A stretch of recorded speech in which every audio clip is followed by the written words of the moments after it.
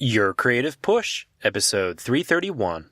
You're going to bring breathless, beautiful, bountiful life to your creation, the kind that brings people to tears when they realize that they're not alone.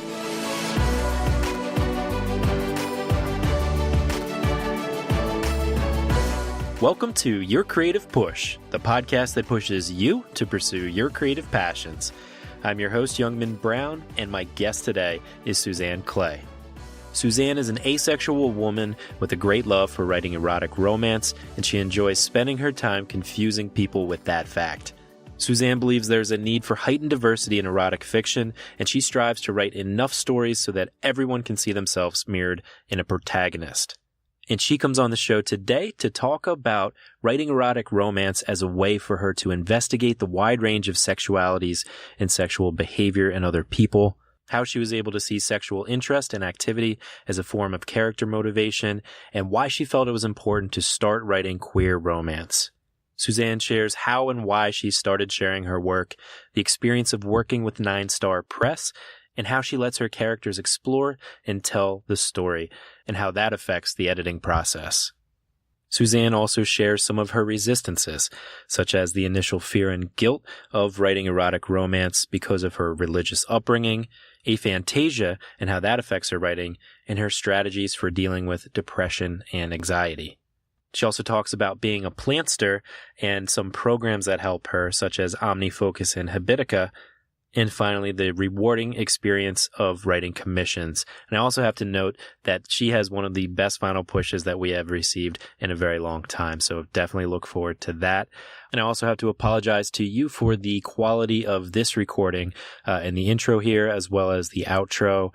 I'm currently sitting in my car because I packed away both of my microphones, and they're in Philadelphia right now while I'm in Maryland. But I couldn't let that be a reason to not do the episode. So you get a little bit of poor quality here and at the end, but no fear, it is great quality during the interview with Suzanne, as well as great quality content. So please sit back, relax, and enjoy my conversation with Suzanne Clay. Suzanne, welcome to Your Creative Push. Thank you. It's good to be here. It's good to have you. I've been looking forward to meeting you for quite some time now. And I'm always selfishly kind of the most excited to talk to other writers, coming from a writing background myself. So really looking forward to jumping into your life and your creative process. Excellent. At the start of the episode, I always like to give my guests the floor. Tell us a little bit about how you got to the point you are today, creatively speaking. Sure. I'm Suzanne Clay. I'm an author of queer erotic romance. I mostly write in the contemporary and new adult genres with a bit of a slice of life flair. I've spent most of my life growing up around creative pursuits. My family was very interested in music and singing. My mother was very interested in drama, theater, things like that. And I guess that sort of influenced me to take my passions and interests and run with them and see where I could get in the world. It was only a matter of time before I started to recognize aspects of my own identity, my queerness, mental illness, things like that, that would influence my works as I went on. And it's been an amazing journey, really. Very cool. And with your writing, what things were you writing? Was it always erotic, or was it other subject matters and then you transitioned into erotic romance? Well, I started, like most writers, I started writing very interesting self-insert stories when I was about 13 in middle school. I was homeschooled for most of my childhood. So by the time that I actually ended up attending public school, I didn't know that, for example, during class, you're supposed to really pay attention and take notes if it's something you already know. So I spent a lot of my time writing fun little, vampire stories and what have you. But I didn't start writing more romantic fiction until, I guess, college, I started writing fan fiction around 2013, and eventually that just opened up a world for me I wasn't familiar with due to my upbringing, which was really conservative and kind of shy away from things on the internet. And gradually, I began writing queer romance around 2015. Can you talk about your first maybe experience in writing something erotic? Sure. At first, it felt very taboo, I guess, because of my Christian upbringing. But I realized that I was asexual in 2013. And sexuality up until that point hadn't been very interesting to me. And once I had a term to really figure out why it was so strange and alien a thing, I began realizing that I could explore sexuality sort of outside of my own body. Asexuality comes in all different shapes and sizes, but mine manifests in a sort of repulsed nature if I myself am involved in it. It's been very fascinating to study how the average allosexual person experiences sexuality as if I'm a scientist and everyone else are kind of my specimens. So I guess the interest in writing erotic content started developing when I realized that for a lot of people, sexuality and erotic experiences, sexual expression, that's all part of just a normal thing. They don't really analyze why they might feel the interests that they feel. Whereas with me, I was able to see sexual interest and activity as yet another form of character motivation, which is a really big appeal of the erotic romance genre in general. That's erotic romance is specifically where the erotic scenes in your work, they are essentially required for the plot to proceed. Like you might reveal things in the erotic scenes that otherwise are not able to be witnessed in the characters, and showing different sides of them because of the vulnerable nature of erotic material. And so if you would remove those scenes, then the story would not be able to stand on its own 2 feet. And that was fascinating to me, to really be able to use a sexual expression as a form of character development. And once I started delving into that, I just never looked back. Right. Yeah. I mean, we talk on the show all the time about using your creative passion to figure out sort of your place in the world and how you fit into the world, and also like what the world means to you. So I love that you were able to kind of explore that aspect of your life through your writing, but also having it be like a necessary part of it, even, almost like almost being like a constraint even. Yeah, for sure. It's definitely interesting seeing it this way. I feel like sometimes I'm waiting for a reader to stand up and say, it's really not that serious, and you're putting way too much thought into all of this about your characters, but I really just can't help it. It's such an interesting way to look at the world, whether you're writing a vanilla erotic scene or asking yourself, why does this character actually have these kinks? Where did they develop them? And how can I use that to show more secret parts of themselves that the characters might not even realize? Something that I'm not going to say right out to the readers, but that they can look between the lines and really see why it is the way that they are. Right. Yeah, and you mentioned like waiting for a reader to stand up and say, "Why are you delving too deep into this?" But that's the interesting thing. I think everybody has those experiences where they're like, "Well, when is my audience gonna like turn against me or discover these insecurities maybe that I have of going too far into one thing or another. But your ideal reader is somebody that is looking exactly for that. You know what I mean? So sometimes the things that we're afraid of are our greatest strengths, you know? I agree. So after you started creating this work, I imagine that you weren't necessarily looking to share it right away, right? Oh, no. No, it was a very secret thing for me. Right, which is totally cool, but you did eventually start publishing it. So what made you decide to start publishing and sharing your work? As I started discovering my own queerness as a young adult, when I transitioned into realizing I was biromantic, that I was asexual, I began to move from writing straight romance into queer romance. I started to feel it was really important for a wide variety of diverse queer individuals to be able to see themselves in romance. It's often overwhelmed with white, cis, heterosexual couples, and I wanted to help be someone who could take up that mantle.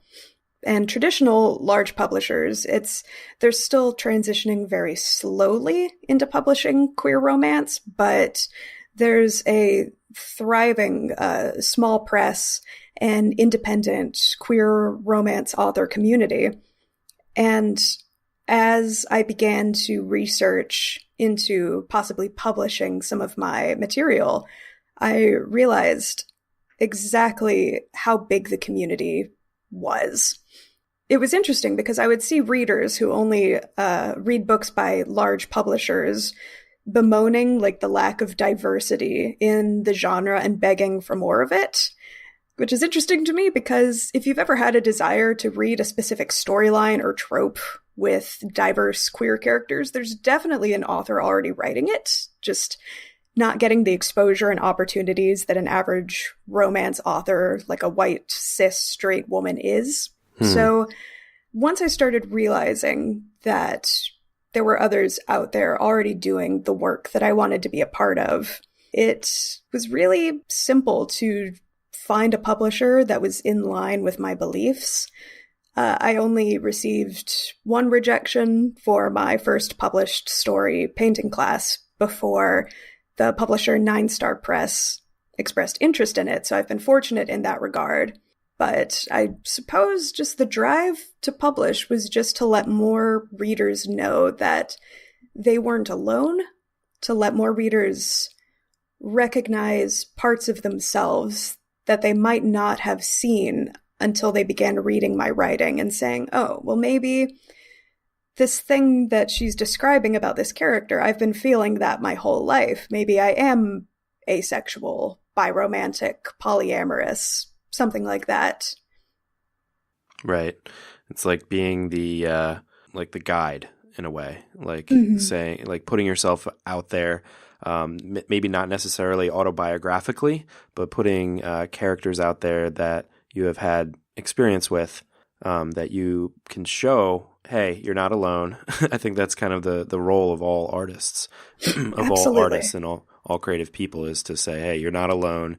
Here's my experience, or an experience that's closely related to or that I know about, just to show that you're not alone and other people have gone down this route too.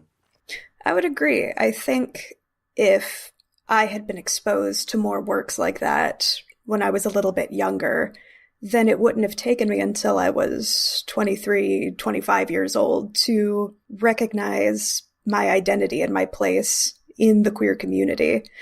And that's really something that I want to do, to show people that are just starting to figure out their identity at ages like 18, 19, 20, to give them terms and information that they might not otherwise have access to.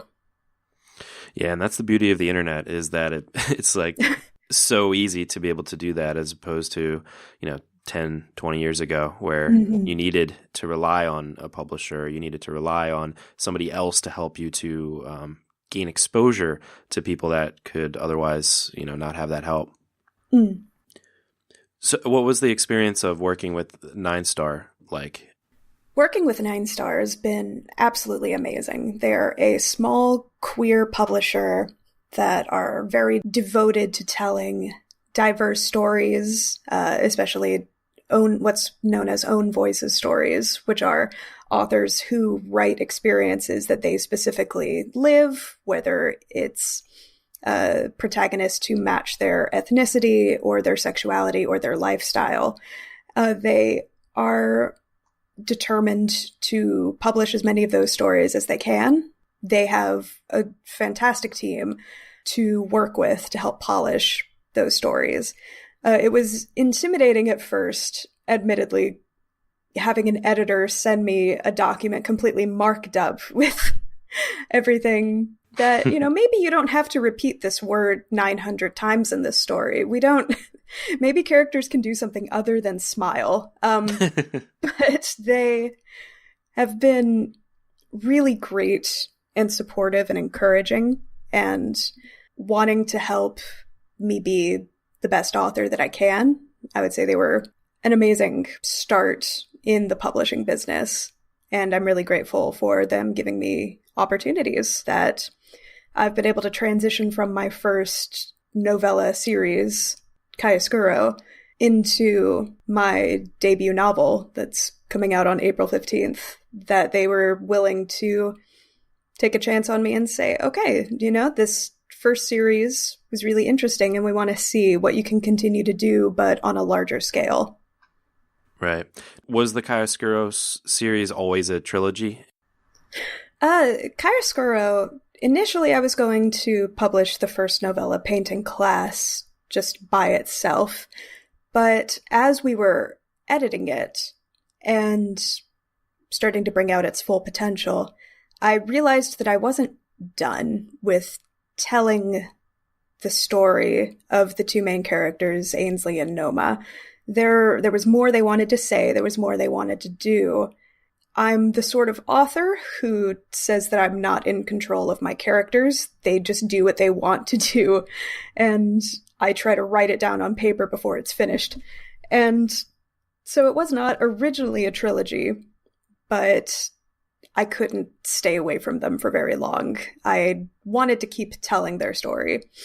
And when that came to an end, the Chiaroscuro series is a lesbian erotic romance, and I really enjoyed writing about the experience of two sapphic women that were kind of falling for each other gradually.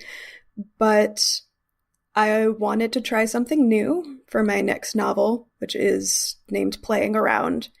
And it is a bisexual romance about two guys, two childhood best friends, who go off to college. They leave their small, very conservative town and attend a much more diverse, enormous college.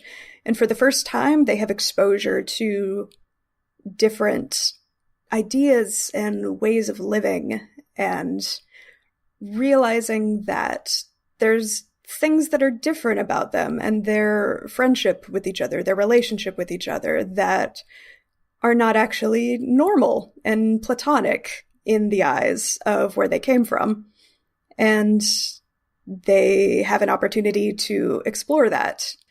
It was just very inspiring for me to think about writing different ways of living and delving into the new adult genre specifically, which is a new developing genre. It's essentially on a staircase, it's the step above young adult literature, where young adult literature is about typically high school students that are kind of first starting to come into their sense of self and discovering who they are.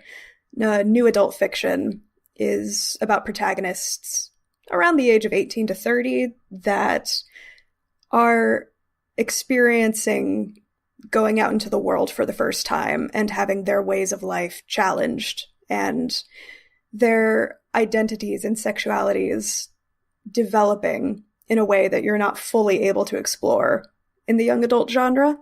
I wanted to capture that sense of going into the world for the first time and realizing that other people don't live the way that you do. And that if you've been unsatisfied with your way of living and stifled and afraid to stretch yourself at all, that once you start transitioning into adulthood, you have the chance to explore those leanings and your interests and grow into the person that ultimately you want to be for the rest of your life. Yeah, I think that's something that all humans can relate to, whether you're a creative person or not. It's like when you go out into the world, that's when you discover who you are. And that's when you discover that you don't necessarily have to go down this path that's seemingly set out for you, like by your parents and teachers and society saying, you have to, first of all, like the whole employment thing and schooling thing is one thing, but then also relationships and sexuality. It's something that, you have to figure out for yourself. And for you said you let your characters figure out for themselves. And I wonder, as you're doing that initial writing process, as you're getting that first draft down and really letting your characters play and figure out who they are, going out into the world and having a life of their own, what's the editing process like when you look back at what's just transpired on the page? Do you ever get into your own head like, okay, like, did I let this go too far? Or like, what do I really know about men, for one example? What is that process like? Absolutely. It's very hard sometimes to trust my characters and believe that they're telling me what it is that I need to hear. And it's interesting going back through the editing process.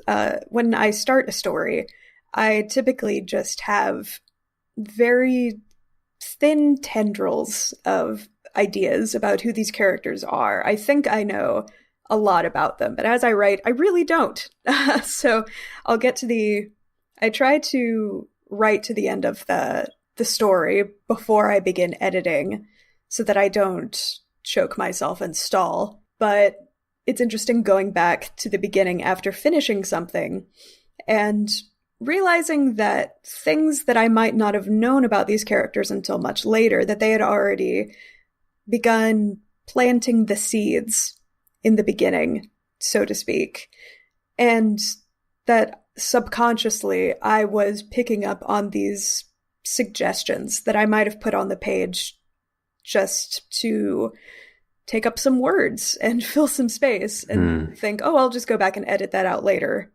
But then I realize a few weeks later, no, that was actually really important and contributed to the biggest part of my subplot, or with playing around, I started writing about these two childhood friends that both had little interests in the past in like writing and acting and how they sort of gave that up to go to college together.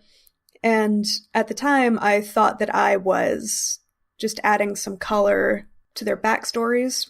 And as I reached the end and recognized that I was going to start writing a book 2 and a book 3 about them, I was like, oh no, this isn't as small as I thought it would be. This is a really big part of themselves that they've both neglected, these passions. And this is something that's going to have to come out in the next book for sure. And I was such a fool thinking that it was something small. And it's kind of relieving, though, sometimes, knowing that when I think that I'm just rambling, that there's a high possibility that something important is going to come out of that sentence that I just wrote. I just don't know it yet. And I will eventually. Right. I'm sure that recognition comes with practice and doing it over and over again. And then as you go back and say, oh, look at that. Oh, look at that. Like you can trust yourself a little bit more in the future. That's something I really need to work on. And it's really inspiring to me to hear that because I do so much editing as I'm writing that it takes me so long to write. So I think that goal of just get through the first draft, finish telling the story, and then worry about all that other stuff later so that you can fully let your characters come out and play or figure out who they are and tell the complete story. Because I feel like I always stall myself and overthink things as I'm writing and then maybe don't allow things to really develop the way that they should, Absolutely. My thought process is always, I can edit these words later. What's important is I need to get them down now. I need to try and follow this thread to the very, very end of the path, and then I can turn around and say, okay, there's a bit of a mess behind me. Let's get the broom and let's tidy this up. But if I stop before I get there, there's a very high possibility that I'm never actually going to make it to the end, because I get too caught up in cleaning up my own footprints and I just go walking in a circle for weeks and weeks and months. And that's never good for anyone. Right, right. The other inspiring thing to me, and I think a good takeaway for everybody listening, is that idea of trusting yourself and not worrying about the end result. Like, obviously you want to write with playing around, you wanted to write the story, but not having like an overall goal in mind, like that once you get to the end, okay, like I still want to stay in this universe, like being okay with that and not being too concerned with, okay, I'm about to write my first word of my novel. Is this going to be a trilogy? Is this going to be just a novella? Like, you know what I mean? Like, not worrying too much about that, just hitting the ground and going. And like you said, just getting the words down, getting it all out. Mm-hmm. There are some writers that are very good about planning a series out completely ahead of time. I know several writers who have already sat down and said, okay, I'm writing an 8-book series and I have an outline for every single book of what needs to happen and everything. And that's dizzying to me. I start writing my books with, I'm what the writing community calls a plantser, which is a combination between a planner who writes down every minutia of what they're going to do in an outline ahead of time, and a pantser, who is called that because they fly by the seat of their pants without any outline or resources. They just say, okay, I'm going to write a book today. Let's start writing words. And they just go and they build from that. And I found it's really stifling for me to make a full outline before I start, because then I feel like I can't deviate. If my characters say, you know what? No, I actually want to play with this idea for several more scenes. And I'm like, well, romance novels are supposed to be only a certain amount of words of length, but sure, let's add on an extra 10,000 words for you to just go figure yourself out. Yeah. So I have to start with a bullet point list of the most important story beats that I want to hit that will make the most pleasing flow for my readers that will eventually end in their happily ever after. But I don't try to write in all of the small scenes that come in between those story bits or plan them out. I will write the most important thing, and then I'll say, okay, and now how are the characters feeling about getting from point A to point B? And I go from there. If I try to write the entire outline at first, my brain it triggers a reward system in my brain that feels as if I've already written the whole novel, and therefore I don't end up wanting to repeat it, because writing the actual scene will feel sort of like I'm just copying a scene out of a book I already created word by word. But if I try to pants it and have no outline, then I have no reason to push if I get mentally blocked. Like, I get too stressed out and upset at myself and say, oh, well, I'll just start something else again. And that begins the endless cycle of starting a project because it gives you a shock of endorphins, kind of like a drug. And then when it gets hard and you don't have the endorphins anymore, you're just like, well, I don't really want to struggle to keep pushing, so I'll start something new instead. And that'll feel really, really good. And it just never ends. Right. I love that. Trying to find that balance. I love the way you describe that. And I think especially about like scientifically, like it's the endorphins, that's the reward system that you get. And I think that for everybody listening, the takeaway there is to figure out your own style, figure out what works best for you, what gives you the most endorphins, what part of the process you enjoy the most, and what gives you the best final result, so that you can continue doing that in the future. For sure. Do you have any resistances, maybe when you first started writing, or maybe resistances that have kept up with you, so to speak? Sure. I think my initial resistance when I started transitioning into queer romance was my family and my upbringing brought me a great deal of fear. I was raised out of the womb as a Christian, first as a Free Will Baptist, which is not known for being terribly accepting of things outside of what they consider normal or average, and then as a United Methodist. And both of my parents and both of my step-parents had preachers for fathers. So obviously I would not have been encouraged to write queer erotic things by either side. There was a lot of fear and guilt of what they would think of me when they found out.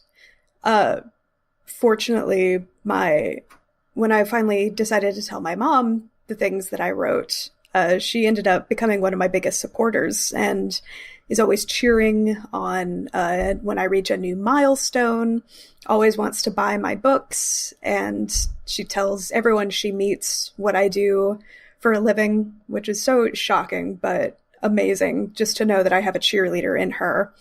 A more physical resistance is that I have what's called aphantasia, and that means I can't see any images in my head. For most of my life, I thought everybody was like this, that, you know, if you were doing a yoga session and someone says to visualize a happy place or a safe place or something, that it was just a metaphor, but no, apparently people can actually see things in their head.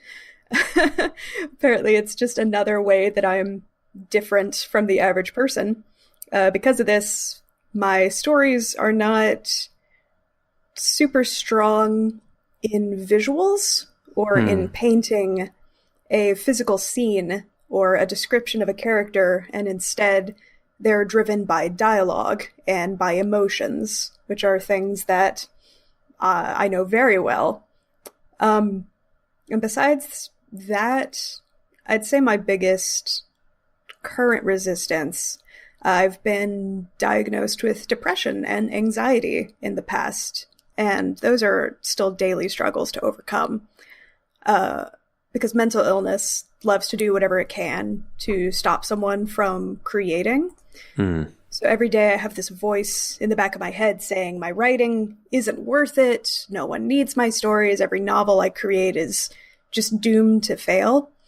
But I've been able to overcome that resistance by doing things like surrounding myself with positive people and attending therapy. I have a great therapist who loves to hear about what I'm working on and knows exactly what to say to kind of talk me out of the hole that I might dig myself so that I keep going. And, I've done things like I have a list of things to de-escalate my anxiety before it might reach a critical point that I know is important to start doing before things get really bad. And having all of those resources has been a great way to keep my creativity flowing and to stop those resistances in their tracks. Right. And if you don't mind, could we actually stay on this for a moment? Because that's something that I've been trying to explore and trying to use this podcast as a tool to help people that do suffer from mental illness or Sure. Especially like depression. What are some methods that you could share with the people that relate to you completely, whether it's full-on depression or it's like bouts of depression, or even just for everyday life, just when the going gets tough and you just don't feel like getting to the work? How are you able to kind of use your writing and use your creativity to help you to get through some of those phases? Yeah, I think what's most important to me, my biggest goal in my writing, is to write so many stories that every single person on the planet can see themselves in one of my protagonists, whether it's their race, sexuality, romantic orientation, lifestyle, disability, anything. And so whenever I find myself really getting hit with a depressive moment and telling myself that there's no reason to keep pushing forward and to keep telling these stories because it's not going to matter, I find myself thinking about much younger me who didn't know that asexuality existed, or that people could be biromantic, or that polyamory was a thing. And it reminds me that there's someone out there who needs to hear my story, just like I did, that might be going their whole life thinking that they're broken, that something is wrong with them, that maybe they have depression or anxiety as well. And they think that because they're experiencing these things, there's no way to move forward in life and to do what they're passionate about. And I find myself realizing how empowering it was for me to realize I wasn't alone and that there were things that I could do to handle these parts of myself that I didn't really know what they were better. And that will bring me back to the page. I've also found that setting very small goals for myself, if I'm in a really bad mental place, helps. I'm a very prolific writer. It's pretty easy for me to write 3,000 or 4,000 words in one day because I'm just a very fast typist, basically. But on the days where the mental illness is bad, I feel like I can't do anything. And getting to that 3,000 or 4,000 word mark is impossible. So I'm able to sit myself down and say, well, what's most important is that I put one word on the page. And to say that, okay, if I can't reach 3,000, what if I write 100 words? That's a paragraph. I can just make up how someone is feeling or how something in the room looks for a paragraph. And once I've started to put the words on the page, the fog will lift a little bit. And it'll be like, hey, this isn't so bad. And I remind myself that even if this first 100 words is really rambling and makes no sense, I can always go back and remove it. But getting my body in like the palpable rhythm of typing will start to make me realize that no, I can't actually do this. This is something attainable again. And even if I don't get to those magical 3,000 words, the fact that I've written 3 extra paragraphs is better than nothing. Right. Yeah, thank you for that. I think it's tough because it's so individual for everybody. Like anybody that's going through anything or getting into their own funks, it's a very individual process of figuring it out. But I agree that putting yourself into that state can definitely help not just yourself, but the creative process. But then also, I love your answer about, thinking about yourself. And it's like thinking about others and helping others, even if that other person is your fake self in the past. Like you could go back in time. Being able to help others is often the route to helping yourself. So thank you for that. Mm. How do you balance your time? Like how you said you're a prolific writer, but when you don't have the time to write, or when you have other life things going on, or you have multiple projects going on, maybe some commissions, what's your kind of formula for balancing your time? I make a lot of lists. I'm very fortunate to be able to work from home as a full-time author at this exact point in my life. But even with having so much time that I can devote to creativity, the only way I can stay on track is by making a list through a program like OmniFocus or Habitica that reminds me of the daily tasks that I need to get done. Otherwise, I can get so caught up in, like, I'll spend half an hour sitting there just asking myself, what is it that I needed to do today? And by the time that I've got some answers, I've already wasted a good chunk of my day just trying to track it all down. So I stay balanced by making lists way ahead of time through these programs that will make me say, okay, these are like the 7 things that I need to get done between 8 o'clock and 5 o'clock. So, okay, let's check these off as I go. Let's make a very specific chunk of time for my writing so that as that time of day begins to come, my body figures out physically, like, okay, it's almost here. It's almost time to sit and to start typing like a fiend. So it kind of figures out my schedule so that by the time I sit down to start, it's already ready to go. Juggling multiple projects is a lot harder. I have several documents open right now, and it can be hard to go back and forth between one or the other. There are sometimes, if I'm in a crunch period, I need to devote all of my attention to one project to get it done by the deadline. And sometimes that's where lists come into play again, where I'm able to sit down and say, okay, this is the time that I want to have the first draft completed. This is when I need to get these stories off to sensitivity readers. This is when I need to get it back from them. Being able to have a loose timeline, give or take a few days for when emergencies happen, and a loose goal of how much I want to write every day is really what keeps me on track. I'm not very good at doing things on the fly at all. Right. And what were those? Were they apps? OmniFocus and Habitica? And Habitica, yes. Yeah, they are. They're both apps, yes. And so they're just like scheduling apps, or do they like send you like push notifications and stuff like that? Or they do. OmniFocus will send me push notifications as it's a scheduling app where you schedule things by the time that something is due for you and the day, of course.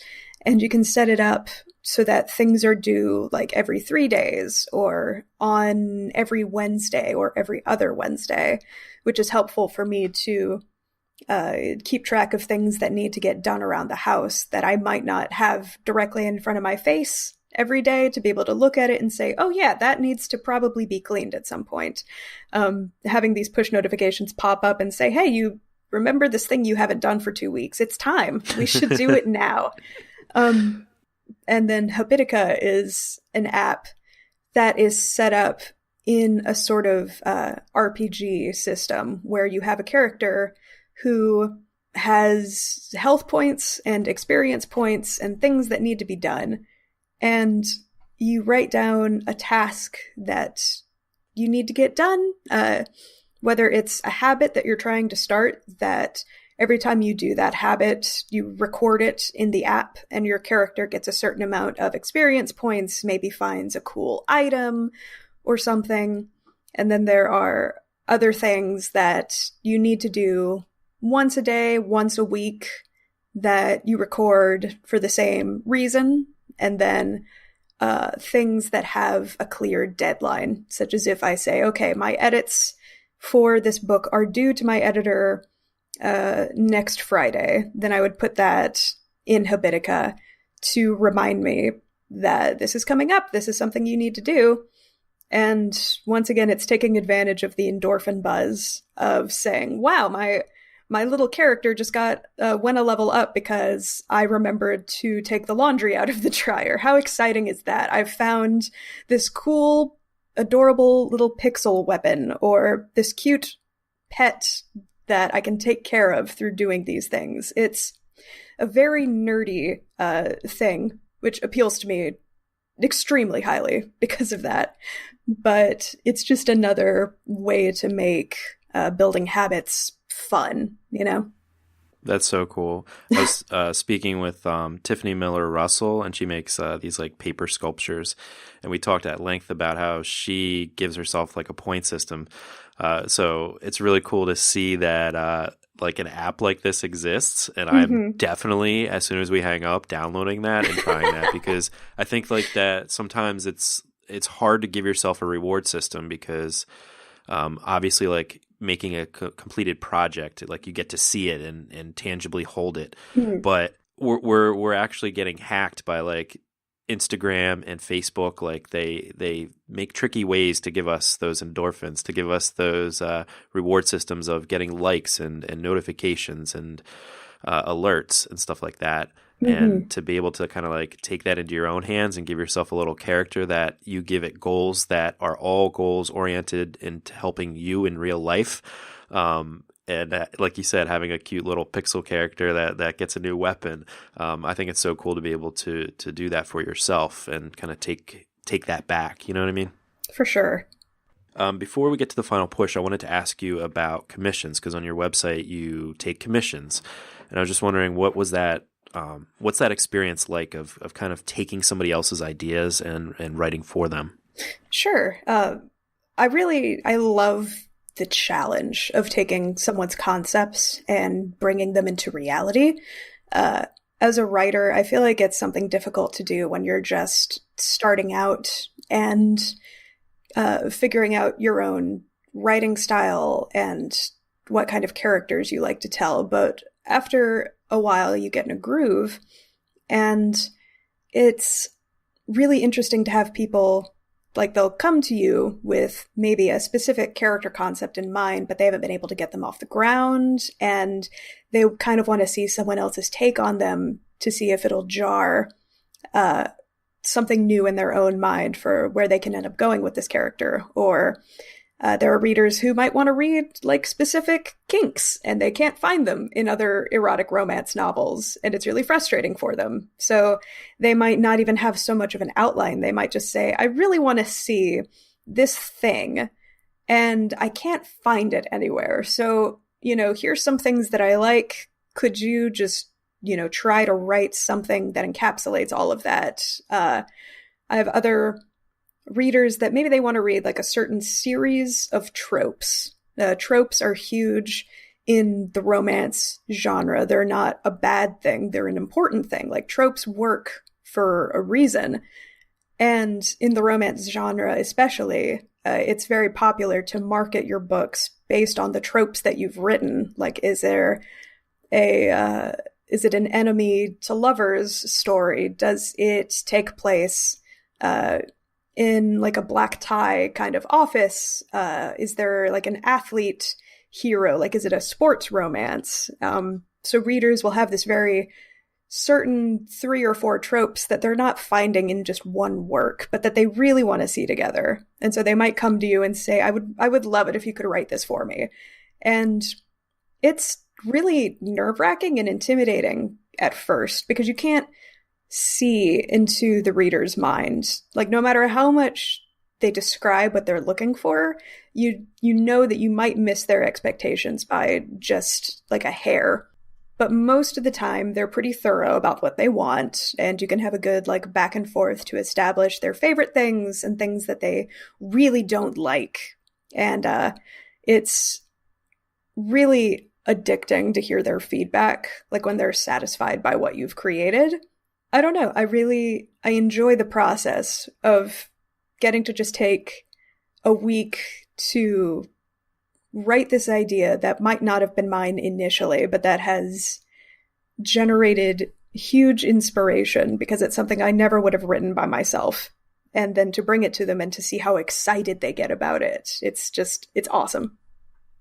Yeah, that's a really cool process. And especially the part like where you get to do something that you never would have done before, because then it gives you like practice and kind of exploring other realms. And I don't know, it's cool to get those tools under your tool belt. For sure. Suzanne, it is time for the final push. And that's where I ask you to reach through the microphone and grab the shoulder of one of the listeners that you've already really inspired today, and just give them your best final words of advice and push them to pursue their own creative passions. So if you're a diverse creator, the odds are often stacked against you. You're competing with a sea of homogenous creators who get better opportunities and exposure and assistance just because they fit the world's lens of what a creator should look like. But it's exhausting, it's infuriating, but you can't give up. There's no one on this planet who can tell your story. No one who hasn't lived your experience can put it on paper like you can. You're going to bring breathless, beautiful bountiful life to your creation, the kind that brings people to tears when they realize that they're not alone. The world is changing right now. Beneath the scary surface, there's a loud and driven group of creators just like you who are ripping the status quo to pieces and building each other up until they break through the clouds and show everyone that they won't be satisfied with slim pickings. And they need your voice to reach that goal. Only you are going to be able to help them get where they need to be. But first, you have to take a step forward. So take a deep breath, let it out, and let's keep moving. Nice. Great final push. I love that. Thank you so much for that. Thank you so much for coming on the show today, sharing your story, and just really inspiring me and inspiring us today. I appreciate it. Thank you for having me. It was a wonderful experience. I was so happy to do it. Oh, you're welcome. And for everybody listening, you can find Suzanne on her website, SuzanneClay.com. Her book, Playing Around, comes out on the 15th. So get hyped, get ready for it. And where's the best place for them to purchase the book? You can find it on my publisher's website, 9starpress.com. You can find it on Amazon, Barnes & Noble, Kobo, Smashwords, anywhere that ebooks are sold. And you'll also be able to find it in paperback. So support your local independent bookstore, support places like The Ripped Bodice. Go on their website and request a copy through there, and you'll be able to have your own physical copy of this book in your hands. Very cool. And then we will also link all that up at today's show notes page, yourcreativepush.com/332. Suzanne, thanks again. Thank you so much. Huge thank you once again to Suzanne for coming on the podcast. 3 quick things that I wanted to touch on. Number 1, use your creativity to find out about yourself. That's something that we talk about all the time on the podcast, but especially through this conversation, I hope that it was inspiring to you to see how she used her writing in order to explore so many different aspects of herself, of her sexuality, and of the world around her, to figure out how she fits into the world. Use your creative outlet to help you figure out your place in the world and your place in yourself. It is so powerful. Secondly, figure out whether you are a planner, a pantser, or a plantser. I know that for me, for certain things that I do, I need to be a planner when it comes to everyday life. But when it comes to my creative process, when it comes to writing or making music videos, or even recording intros and outros to this podcast, I need to be a pantser. And sometimes I need to be somewhere in the middle. So think about that as you're getting to your creative practice. If you've always categorized yourself as a planner, but nowadays it seems like doing so much planning makes the actual creative act not as fun because it's already been set in stone almost, start to become more of a pantser. See what it feels like to fly by the seat of your pants and then try to find a happy medium. And vice versa. If you've always been a pantser and you've never really planned anything, but as a result, you were never able to get a solid piece of work under your belt, start planning a little bit more. Just find that happy medium so that you can properly define yourself and create your best work. And then finally, I haven't yet messed with OmniFocus, but Habitica is so fun. I have loved that app as I thought I would. It's definitely helped me, but it's also been really cool to explore my little character as he is growing and growing as I am getting more and more work done. We'll have links to both Habitica and OmniFocus, as well as everything else we talked about with Suzanne at yourcreativepush.com/331.